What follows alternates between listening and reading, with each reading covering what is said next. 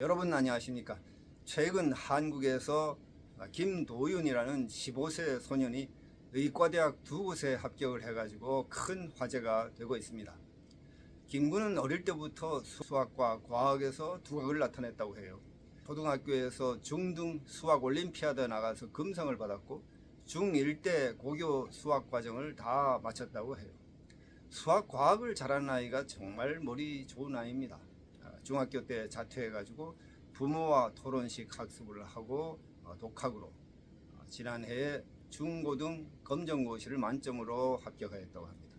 김군은 평소 궁금한 주제를 가지고 부모님과 많은 대화를 했다고 해요. 토론을 한 거죠. 또 스스로 탐구하는 공부 방법을 사용했다고 합니다. 바로 이 점이 중요합니다. 토론을 하면 스스로 사고하게 되는 거죠. 이렇게 하면 생각하는 힘이 커지는 겁니다. 또 탐구하는 공부 방법도 마찬가지입니다. 생각하는 힘이 커지는 거예요. 현재 수능시험을 보면은 수능시험 문제가 나왔어요. 예를 들면 수학 문제가 나왔습니다. 그러면 이 문제를 어떻게 푸느냐, 그 해법이 머릿속에 탁 저장되었다가 그걸 생각해내가지고 빨리 답을 써야 해요. 즉 암기력의 테스트인 거예요. 진정한 수학 문제는 어떤 거냐? 자, 문제가 나오면 이 문제를 학생이 이렇게도 풀어보고 저렇게도 풀어보고 해가지고 거기에서 답을 찾아내는 거예요. 이게 바로 올바른 수학 문제를 푸는 방법입니다. 그래야 생각하는 힘이 커지는 겁니다. 그런데 현 수능 시험에서는 그렇게 할 수가 없습니다. 어떻게 보면 옛날 대입 방법이 어떻게 보면 옳을지도 몰라요. 옛날에는 어떻게 했느냐?